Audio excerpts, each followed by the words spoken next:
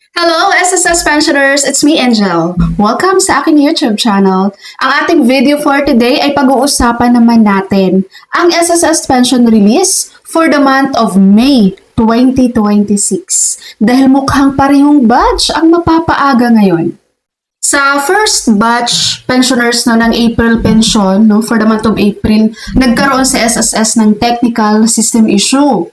Kaya ang dami nating mga batch 1 pensioners noon na super delay ang kanilang pension for the month of April. Ngayong May 2026, sana ay okay na ang kanilang system, no? Pero I think okay na yun, guys. Dahil sa SSS naman ay nagkaroon sila ng ample time para maayos yung problema nila sa kanilang system. Basta po ulitin ko lang po ulit sa pag-remind sa inyo mga pensioners natin dyan, kapag may problema kayo guys, pag may alanganin kayo, may doubt kayo doon sa amount na natanggap nyo sa pension nyo, o kaya naman ang tagal nyo nang hindi nakatanggap ng inyong pension, lumapit po agad kayo sa SSS branch. Para maayos po yan na SSS, ma-check ang inyong records at magawa ng adjustment kung kinakailangan. Okay? Anyway, pag-uusapan na natin ngayon ang inyong SSS pension release for the month of May 2026 dahil mukhang parehong batch 1 and batch 2 ang mapapaaga ngayon sa kanilang pension. Unahin po natin ang ating mga batch 1 pensioners dyan. So sa ating batch 1 pensioners, ang May 1, 2026 ay Friday. Kaso ito po ay holiday.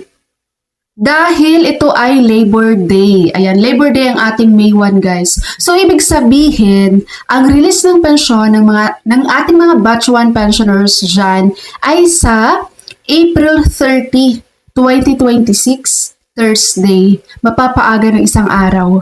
Okay? Sa batch 2 pensioners naman, ang May 16, 2026 ay Saturday. So, ibig sabihin, ang release ng inyong pensyon ng batch 2 ay mangyayari po on May 15, 2026, Friday. So, mapapaaga din yan ng isang araw. So, again, ang ating mga batch 1, ang pension release for month of May 2026 ay mangyayari on April 30, 2026. Ang ating namang mga batch 2 pensioners, ang kanilang SSS pension release ay mangyayari po on May 15, 2026, Friday. At kung meron po ako mga viewers dito guys, na mga baguhang pensioners pa lang, hi everyone, welcome po kayo sa aking channel. Baka nagtataka po kayo ngayon, no, saan ang babasihan natin doon sa pension release nyo? Okay, meron po akong isi-share sa inyo guys. Ito po ay ang circular number 2020-024. Ayan, nakikita nyo po ngayon sa screen. Ang circular na yan ay tungkol sa schedule ng inyong monthly pension. So dito po tayo sa number 1. Itong the schedule of crediting of regular monthly pension shall be as follows.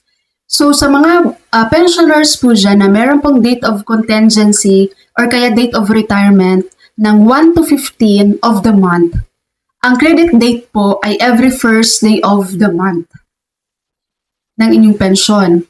And then, ang may date of contingency or date of retirement naman po ng 16 to 31, ang crediting date po ng inyong pension ay every 16th of the month.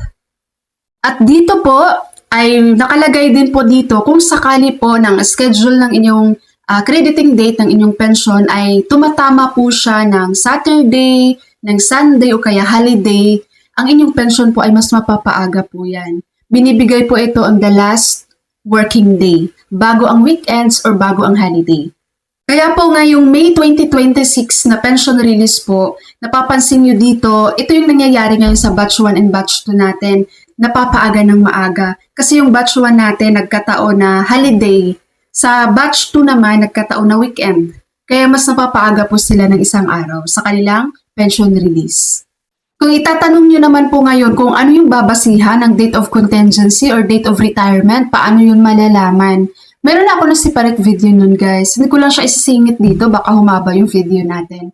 Basta meron na akong separate video nun kung paano natin malalaman ang ating date of retirement. Kasi sa date of retirement guys, hindi lang tayo magbe-base dyan kung 60 years old, pag 60 years old mo, sa birthday mo, hindi lang po yun. So 4 na klase po yung pagbabasihan or doon nyo malalaman kung ano ba talaga ang inyong date of retirement sa SSS.